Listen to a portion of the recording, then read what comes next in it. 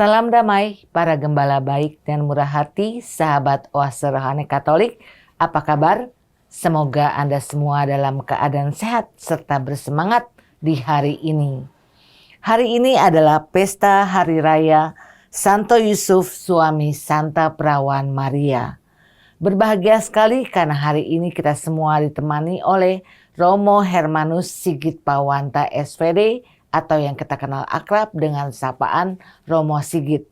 Saya Bernadette Marita akan menemani beliau sampai di penghujung acara nanti. Sekarang marilah kita menyapa Romo Sigit yang sudah hadir di studio untuk Anda hari ini. Salam damai Romo. Salam damai Ibu Marita. Apa kabar Romo? Luar biasa, sehat. Puji Tuhan Romo. Baiklah sahabat Oase Rohani Katolik, marilah kita awali jumpa kita hari ini dengan sebuah doa yang akan dipimpin oleh Romo Sigit. Dalam nama Bapa dan Putra dan Roh Kudus. Amin. Amin. Allah Bapa yang Maha Kuasa, Engkau telah menyerahkan awal misteri keselamatan kepada Santo Yusuf untuk dijaganya dengan setia. Kami mohon semoga berkat doanya, gerejamu selalu membantu mewujudkan karya penyelamatanmu itu. Dan kami juga mohon biarkan kami juga boleh ikut ambil serta dalam karya penyelamatanmu itu lewat kehidupan kami sehari-hari. Dengarkan doa kami, kabulkan permohonan kami demi Kristus Tuhan dan pengantara kami. Amin. Dalam nama Bapa dan Putra dan Roh Kudus. Amin. Sahabat Oase Rohani Katolik, antifon pembuka kita untuk hari ini adalah Dialah pengurus rumah yang setia dan bijaksana, yang diangkat Tuhan menjadi kepala atas semua hamba-hambanya untuk memberikan makanan kepada mereka pada waktunya. Bacaan diambil dari kitab kedua Samuel bab 7 ayat 4 sampai 5a, dilanjutkan ayat 12 sampai 14a dan ayat 16. Pada suatu malam, datanglah firman Tuhan kepada Natan. Pergilah, katakanlah kepada hambaku Daud, beginilah firman Tuhan. Apabila umurmu sudah genap, dan engkau telah mendapat istirahat bersama nenek moyangmu, aku akan membangkitkan keturunanmu yang kemudian anak kandungmu, dan aku akan mengokohkan kerajaannya. Dialah yang akan mendirikan rumah bagi namaku, dan aku akan mengokohkan tata kerajaannya untuk selama-lamanya. Aku akan menjadi bapanya, dan ia akan menjadi anakku. Keluarga dan kerajaanmu akan kokoh untuk selama-lamanya di hadapanku. Tahtamu akan kokoh untuk selama-lamanya. Demikianlah sabda Tuhan. Syukur kepada Allah. Sahabat Oase Rohani Katolik yang terkasih, marilah kita tanggapi sabda Tuhan dengan Mazmur tanggapan. Anak cucunya akan lestari untuk selama-lamanya. Anak cucunya akan lestari untuk selama-lamanya. Aku hendak menyanyikan kasih setia Tuhan selama-lamanya. Aku hendak menuturkan kesetiaanmu turun-temurun. Sebab kasih setiamu dibangun untuk selama-lamanya. Kesetiaanmu tegak seperti langit. Anak cucunya akan lestari untuk selama-lamanya. Tuhan berkata, telah kuikat perjanjian dengan orang pilihanku. Aku telah bersumpah kepada Daud hambaku. Aku hendak menegakkan anak cucumu untuk selama-lamanya dan membangun tahtamu turun-temurun. Anak cucunya akan lestari untuk selama-lamanya. Dia pun akan berseru kepadaku, Bapakulah engkau, Allahku dan gunung keselamatanku. Untuk selama-lamanya aku akan memelihara kasih setiaku bagi dia, dan perjanjianku dengannya akan kupegang teguh. Anak cucunya akan lestari untuk selama-lamanya. Sahabat Oase Rohani Katolik, bacaan dari surat Rasul Paulus kepada jemaat di Roma bab 4 ayat 13 dilanjutkan ayat 16 sampai 18 dan ayat 22. Saudara-saudara, bukan karena hukum Taurat, Abraham dan keturunannya diberi janji bahwa mereka akan memiliki dunia, tetapi karena kebenaran atas dasar iman. Kebenaran yang berdasarkan iman itu merupakan kasih karunia belaka. Maka janji kepada Abraham itu berlaku bagi semua keturunannya, bukan hanya bagi mereka yang hidup dari hukum Taurat, tetapi juga bagi mereka yang hidup dari iman Abraham. Sebab di hadapan Allah, Abraham adalah bapa kita semua. Seperti ada tertulis, "Engkau telah kutetapkan menjadi bapa banyak bangsa." Kepada Allah itulah Abraham percaya, yaitu Allah yang menghidupkan orang mati dan yang dengan firman-Nya menciptakan yang tidak ada menjadi ada. Sebab sekalipun tidak ada dasar untuk berharap, Abraham toh berharap dan percaya bahwa ia akan menjadi bapa banyak bangsa, sebab Allah telah berfirman kepadanya, "Begitu banyaklah nanti keturunanmu," dan hal itu diperhitungkan kepadanya sebagai kebenaran. Demikianlah sabda Tuhan. Syukur kepada Allah.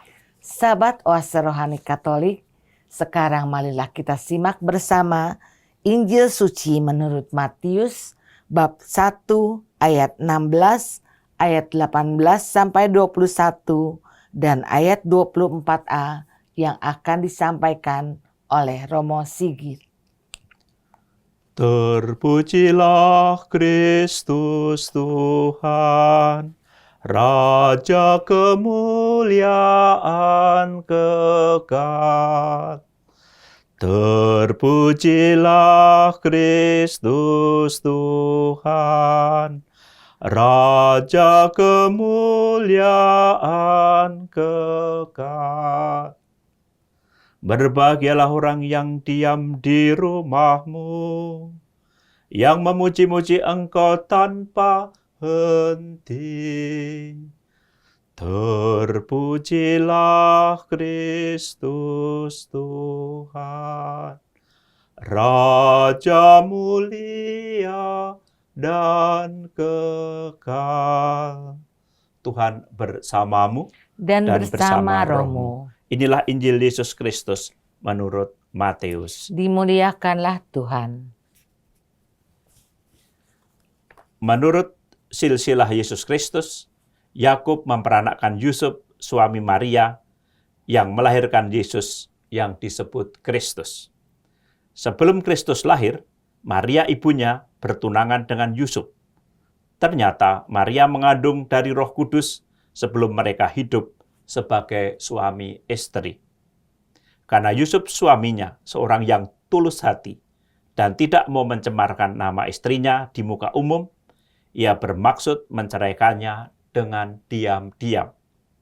Tetapi ketika Yusuf mempertimbangkan maksud itu, malaikat Tuhan tampak kepadanya dalam mimpi dan berkata, "Yusuf, anak Daud, janganlah engkau takut mengambil Maria sebagai istrimu, sebab anak yang di dalam kandungannya adalah dari Roh Kudus. Maria akan melahirkan anak laki-laki, dan engkau akan menamai dia Yesus, karena dialah yang akan menyelamatkan umatnya dari dosa mereka." Sesudah bangun dari tidurnya, Yusuf berbuat seperti yang diperintahkan malaikat Tuhan itu kepadanya. Demikianlah sabda Tuhan. Terpujilah Kristus. Sahabat Oase Rohani Katolik, setelah kita menyimak firman-firman Tuhan pada hari ini, sekarang marilah kita simak bersama permenungan yang akan disampaikan oleh Romo Sigit untuk kita semua. Silahkan Romo. Terima kasih, Bu Marita dan para sahabat Oase Rohani Katolik yang dicintai Tuhan. Izinkanlah saya men-sharingkan 1-2 refleksi yang saya alami dalam kehidupan saya sebagai umat beriman dan juga sebagai seorang pastor. Ya. Saya lahir dari keluarga sederhana, bapak ibu saya guru, ibu guru, bapak guru, dan kami hidup di desa. Sebagai anak, saya sungguh mengagumi apa yang ditanam dalam kehidupan kami. Bagaimana ibu dan bapak mengajarkan kepada kami, anak-anaknya, kepada saya, untuk beriman. Berani menyerahkan segala sesuatu dalam kehidupan ini kepada Tuhan. Mereka memberi contoh bagaimana dengan doa mereka, dengan hidup rohani mereka, memberi contoh bagaimana kita harus beriman kepada Tuhan. Berani menyerahkan apapun yang terjadi dalam kehidupan, dalam keluarga, kepada Tuhan. Para sahabat Oase Rohani, Bu Marita, hari ini kita merayakan Hari Raya Santo Yosef. Nah, kita belajar. Kalau mau menghubungkan bacaan tentang iman, bacaan kedua tadi, Santo Yosef menjadi contoh yang luar biasa untuk kita. Namun saya akan mulai dari bacaan tadi, bacaan yang kedua. Bagaimana Paulus mengangkat tema beriman itu di dalam suratnya. Ketika saya pindah ke Jakarta, dari Jogja, lalu saya mengalami banyak hal yang tidak mudah. Saya ditugaskan untuk menjadi pastor yang bekerja mencari dana. Tentu sangat sulit untuk saya.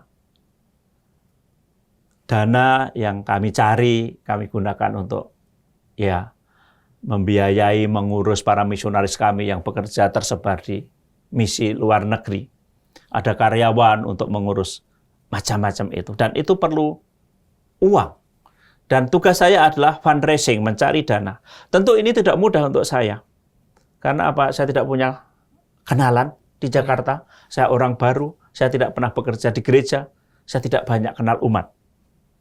Dan ini menjadi beban. Jadi tahun-tahun pertama sungguh berat sekali untuk saya menjalankan tugas ini. Tetapi saya selalu ingat kata-kata orang tua. Apapun yang kamu jalani, tugas-tugasmu yang berat, percayakan kepada Tuhan. Sambil engkau bekerja sebatas kamu mampu. Saya berusaha dengan keyakinan ini. Saya berusaha. Dan 3 tahun lalu kurang lebih ketika COVID datang, sungguh itu menjadi tantangan yang lebih berat dari sebelumnya. Ketika saya bekerja, income yang saya perlu dari retret, rekoleksi, seminar, rekoleksi, dan dengan adanya COVID itu semua kegiatan itu dihentikan.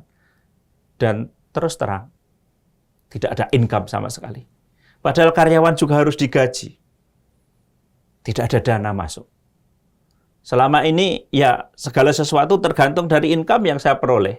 Bantuan dari banyak orang. Dengan saya tidak bisa bicara di depan banyak orang, tidak misa, itu menjadi beban yang luar biasa, tidak mudah untuk saya. Ya. Tetapi, apa yang terjadi?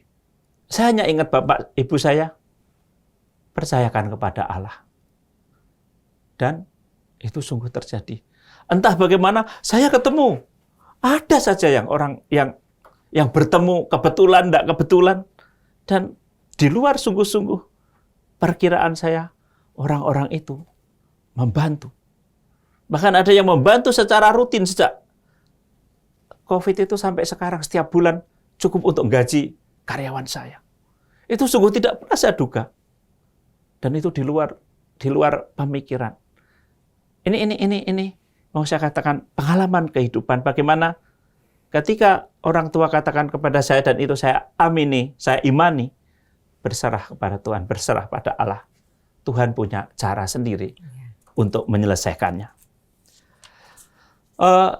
Sahabat Oase Rohani Katolik, firman hari ini, bacaan kedua, kita mendengar bagaimana Santo Paulus mengangkat kisah Abraham sebagai bapa kaum beriman. Abraham dalam gereja dikenal sebagai bapa kaum beriman. Mengapa Abraham disebut bapa kaum beriman? Karena imannya kepada Allah. Ketika Allah memanggilnya,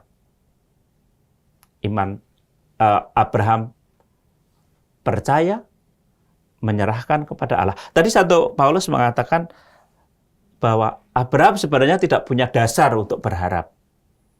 Dia dipanggil pada usia tua, meninggalkan rasa aman, rasa damai, kampung, suku semua, untuk hidup mengikuti Tuhan ke tempat yang dia tidak tahu di mana harus dituju.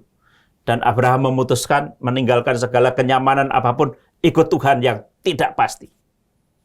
Lalu Tuhan menjanjikan keturunan. Dasarnya tidak ada sama sekali. Orang yang sudah tua, istrinya dikatakan mati haid, kok akan ada keturunan sebanyak pasir di pantai atau bintang di langit. Itu tidak ada akal yang bisa menjelaskan. Tetapi Abraham beriman, percaya, dan berserah kepada Allah. Dan hasilnya apa? Sarah mempunyai anak. Meskipun dalam proses itu juga cobaan demi cobaan diajukan oleh Tuhan. Anaknya yang satu, yang logikanya nanti akan menjadi pembawa keturunan, harus dikorbankan, bla bla bla. Nah, dari kitab suci ini jelas sekali bahwa sebenarnya nggak ada dasar dari Abraham untuk berharap, tetapi percaya, berserah kepada Allah. Dan apa yang terjadi kemudian adalah berkat. Bapa bangsa. Apa yang Tuhan firmankan, keturunanmu akan sebanyak pasir di laut, sebanyak bintang di langit. Dan itu terjadi. Abraham menjadi bapa bangsa, menjadi berkat bagi kita juga. Nah, para sahabat Oase Rohani yang saya kasih, yang pasti juga dikasih Tuhan. Bacaan kedua mengajak kita berani belajar. Belajar, percaya, dan berserah kepada Allah, beriman.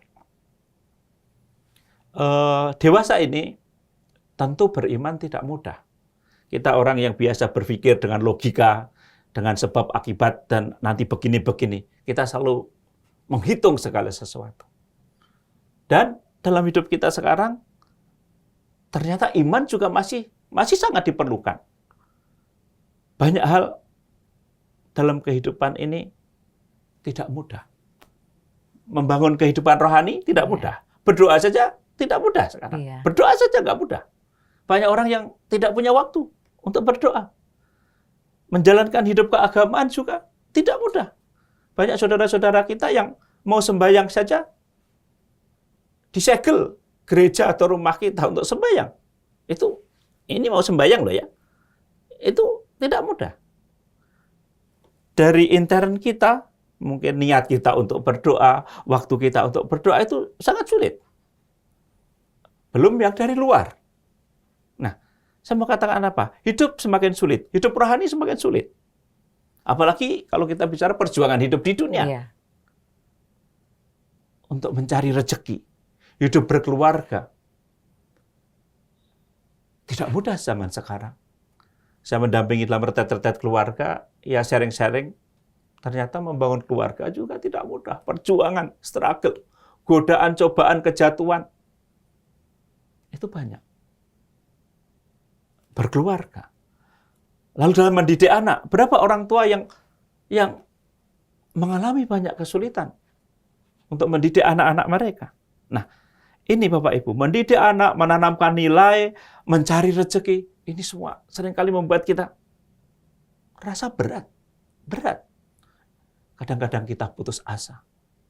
Maka jangan heran banyak orang memilih mati, berani mati, bunuh diri, daripada berani hidup.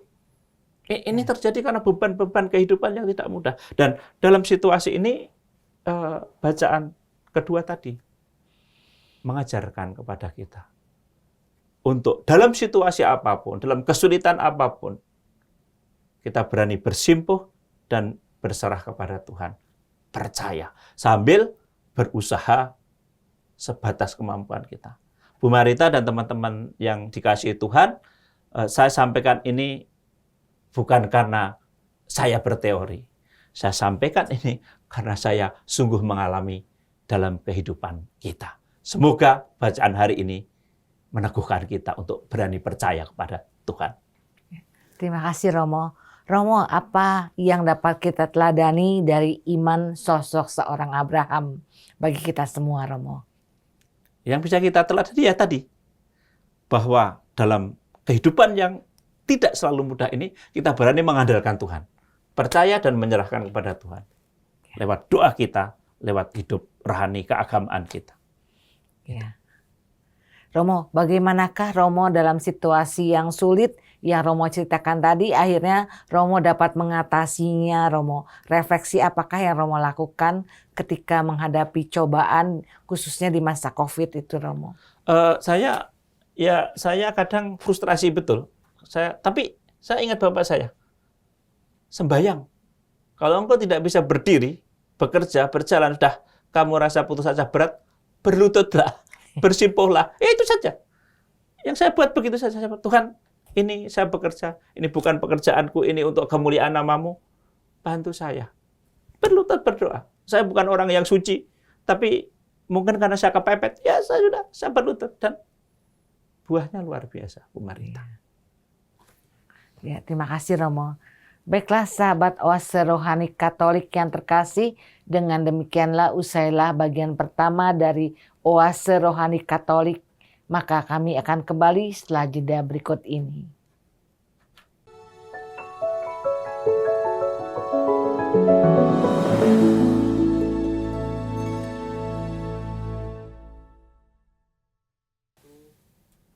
Sahabat Oase Rohani Katolik yang terkasih, kembali Anda menyimak siaran Oase Rohani Katolik hari ini.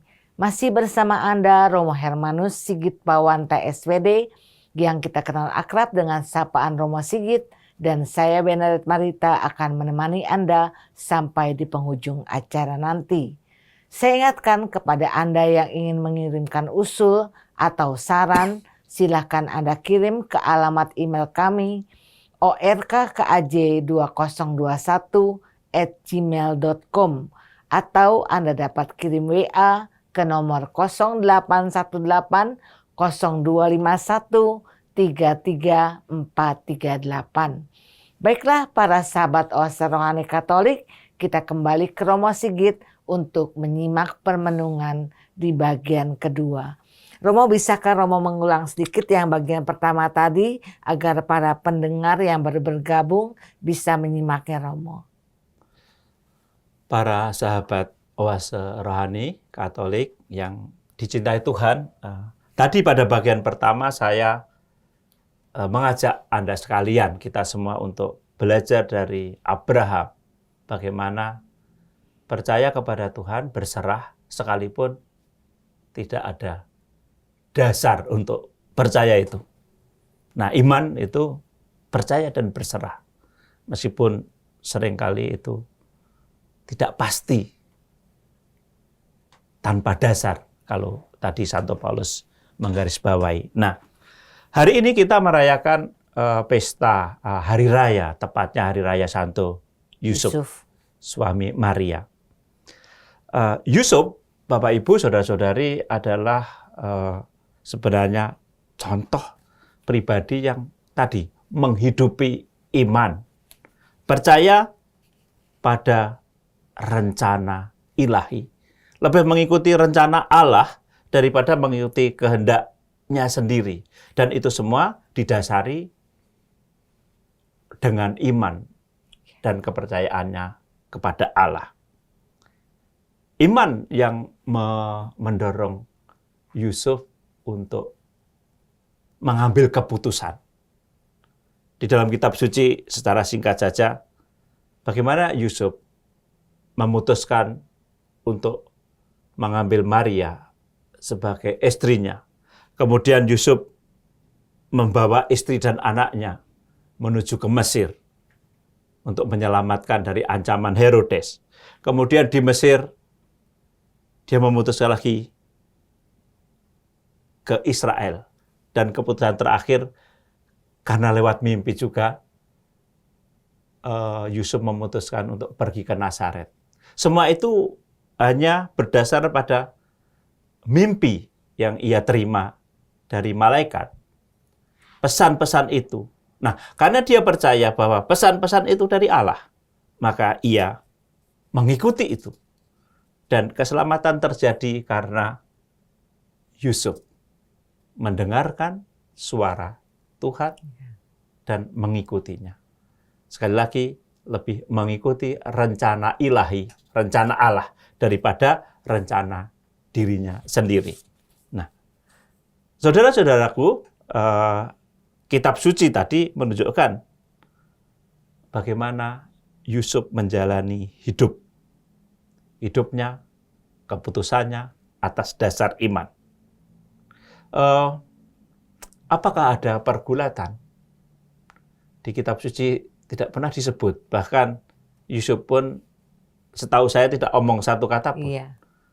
Semua itu terjadi dalam mimpi. Pergulatan?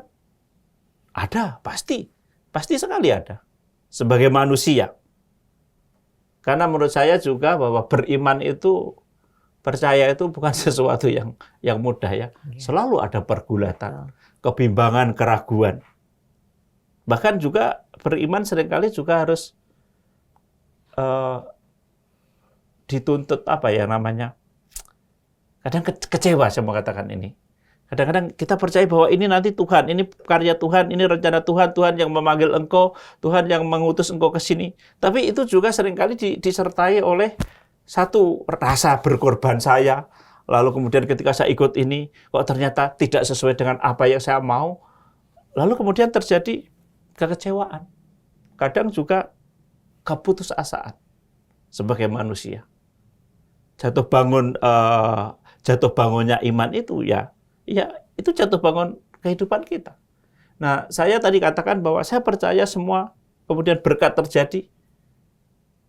Tapi juga saya yakin bahwa saya juga ada namanya proses jatuh bangun beriman.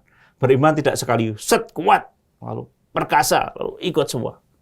Tidak seperti itu. Setidaknya yang saya alami dalam kehidupan ini lewat proses jatuh bangun. Nah, Yusuf, saya cukup yakin, meskipun beliau pribadi yang percaya kepada Allah, tapi juga ada pergolakan. Tetapi dalam pergolakan itu, Santo Yusuf berani memutuskan seturut kehendak Tuhan, bukan kehendaknya sendiri. Ini yang kemudian menghasilkan karya keselamatan. Para sahabat oase rohani Katolik, dalam pengalaman pribadi saya, tadi saya katakan bahwa saya pun berjuang untuk menghidupi iman dalam pekerjaan saya, dalam panggilan saya sebagai seorang imam. Tetapi kenyataannya tidak selalu mudah, tidak semudah membalik telapak tangan. Kadang juga, tadi sudah saya katakan, saya merasa lelah. Saya merasa kecewa ketika saya yang berjuang, ya sebatas saya yakini sebagai panggilan Tuhan. Tetapi sebagai manusia, saya juga mengalami, kalau tadi saya kaitkan dengan COVID menjadi puncak, bagaimana saya merasa kecemasan dalam diri saya sendiri, ketakutan dalam diri saya sendiri. Tetapi saya mencoba berjuang, tapi ketika ada COVID, tadi saya katakan income, semua mandek, kegiatan mandek, berhenti. Tapi juga dalam kehidupan bersama di komunitas semua, ketika idealnya dengan COVID semua kita lockdown semua, tapi dalam kenyataan kami ternyata ada orang yang ada romo juga yang tidak mengikuti prosedur yang dibuat. Akhirnya apa? Kena COVID. COVID itu dibawa ke biara, banyak orang kena COVID, ada yang meninggal semua, dan semua akhirnya saya yang kejatuhan untuk mengurus semuanya itu. Banyak orang takut dengan COVID, tapi ya saya harus bertanggung jawab karena saya sebagai, katakanlah bapak keluarga, sebagai orang yang punya bertanggung jawab pada romo-romo ini. Sehingga dalam segala kecemasan, ketakutan itu saya tidak boleh lari. Saya harus bertanggung jawab. Mengantar mereka yang kena COVID, carikan rumah sakit, bahkan sampai ngubur, sampai memakamkan. Itu hampir saya sendiri berjuang. Nah, dalam situasi itu, saudara-saudariku, saya merasa, saya itu beriman, saya percaya kepada Allah, tapi saya lelah, saya stres. Saya juga manusia yang bukan Superman. Saya juga takut kena COVID. Saya juga takut ini itu. Nah, saya merasa bahwa saya juga tidak berdaya menghadapi banyak hal itu. Sekalipun saya yakin saya punya iman. Ini saya kaitkan dengan apakah Yusuf juga punya pergulaan. Nah, saya tidak tahu kalau Santo Yusuf orang kudus, saya nggak ngerti. Tetapi saya sebagai manusia yang biasa, pastor biasa, ya ternyata tidak mudah beriman percaya kepada Tuhan. Meskipun juga samar-samar kadang-kadang, mosok si saya akan tertular, mosok si saya Tuhan tidak memperhitungkan kerja keras saya ini. Tapi kan itu pikiran saya, kemauan Tuhan saya juga nggak ngerti. Nah, akhirnya pada satu titik saya rasa capek, saya rasa lelah, saya rasa marah. Dan saya minta izin untuk berhenti dari semua itu. Saya minta izin untuk sabbatical. Saya pergi, ikut kursus ke Eropa, ikut ziarah, ikut retret terbimbing semua, supaya saya rasa saya disembuhkan. Karena saya merasa saya juga sakit, karena saya stres, karena saya capek, karena saya ngurusi begitu banyak. Meskipun saya punya iman, Nah, dan bagus bahwa dalam proses hampir 1 tahun sabbatical itu, dengan retret pribadi, terbimbing, ziarah, doa, semua itu, saya memperoleh kesembuhan. Saya merasa dipulihkan. Saya menemukan pembimbing yang mengarahkan saya. Saya juga menemukan kemudian makna di balik peristiwa itu. Apa yang mau saya sharingkan ini, para saudara, sahabat-sahabat Oase Rohani, saya hanya mau katakan bahwa beriman, percaya, berserah itu tidak semudah membalik telapak tangan. Dan itu yang saya alami sendiri. Bukan hanya menangis, tapi saya rasa saya harus berhenti. Atau saya gila. Tapi karena berkat Tuhan, maka semuanya bisa berjalan dengan baik. Dan akhirnya di akhir tahun saya bisa menemukan kembali semangat, kegairahan hidup. Dan di situ saya menemukan betapa iman, penyerahan saya kepada Allah itu tidak sia-sia. Meskipun melewati penderitaan perjuangan yang tidak mudah. Nah, teman-teman, saudara-saudari, sahabat Oase Rohani Katolik, belajar dari hari raya sekarang, hari ini, hari raya Santo Yusuf, suami Maria. Dari bacaan firman Tuhan hari ini, ada 2 hal.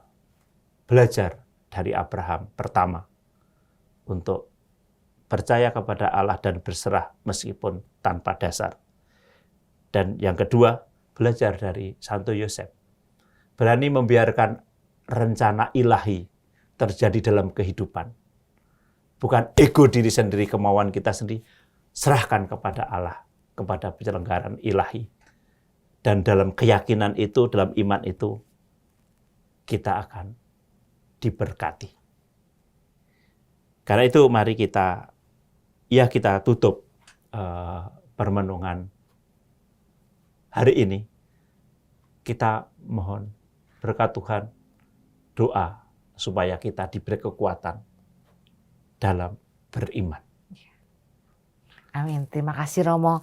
Romo, bagaimana caranya kita sebagai manusia dapat dengan rendah hati menerima dan menjalankan apa yang disabdakan oleh Tuhan seperti Santo Yusuf, Romo? Kalau yang saya alami, yang diperlukan pertama sebenarnya kerendahan hati untuk membiarkan Tuhan berkarya. Yang sering terjadi dari kita kan, kita yang punya rencana, yang mau ngatur Tuhan. Harus begini, harus begini. Saya maunya begini. Saya doa supaya begini-begini. Tuhan ini siapa? Nah, yang sering terjadi kan begitu. Iya. Ketika kita mau ngatur dan Tuhan tidak mau, kita marah. Nggak ke gereja, mutung, macam itu. Itu yang sering terjadi dalam kehidupan. Maka sikap yang tidak mudah adalah mengalahkan ego kita untuk membiarkan Tuhan berkarya dalam kehidupan kita. Menjadi sulit kalau kita ego, pokoknya saya harus begini, saya harus begini. Itu yang akan membuat kita kecewa dan frustrasi. Kita harus menyerahkan hati kita sepenuhnya kepada Tuhan ya Romo ya. Iya, itu yang tidak mudah. Saya omong sekali lagi Bapak Ibu, saudara-saudariku, karena saya hanya omongkan yang saya alami saja. Dan itu perlu perjuangan yang berat. Iya, terima kasih Romo. Baiklah sahabat Oase Rohani Katolik, demikian usailah sudah jumpa kita hari ini dalam siaran Oase Rohani Katolik. Maka Romo Hermanus Sigit Pawanta FCD dan saya Benedict Marita undur diri dari ruang dengar Anda. Kami mengucapkan salam damai, tetap semangat dan tersenyum. Kita tutup jumpa kita dengan doa penutup dan berkat Tuhan melalui Romo Sigit. Marilah berdoa. Allah Bapa yang Maha Rahim, kami bersyukur karena hari ini kami boleh merayakan Hari Raya Santo Yosef, suami Maria, seorang kudus yang memberi teladan kepada kami untuk berani menyerahkan kehidupan ini kepada rencanamu sendiri. Juga terima kasih Engkau memberi Abraham sebagai bapa kaum beriman, sebagai teladan kami. Semoga permenungan kami hari ini menjadikan kami semakin mampu untuk percaya kepadamu, berserah kepadamu dalam seluruh perjuangan dan pergulatan hidup kami. Kuatkanlah iman kami untuk kemuliaan namamu, kini dan sepanjang segala masa. Amin. Amin. Tuhan bersamamu dan bersama rohmu. Kita semua yang hadir, yang mendengarkan firman Tuhan hari ini, dibimbing dan dilindungi oleh berkat Allah yang Maha Kuasa, Bapa dan Putra dan Roh Kudus. Amin. Amin. Terima kasih Romo. Terima kasih. Baiklah sahabat Oase Rohani Katolik, sampai jumpa lagi di siaran Oase Rohani Katolik berikutnya. Tuhan memberkati.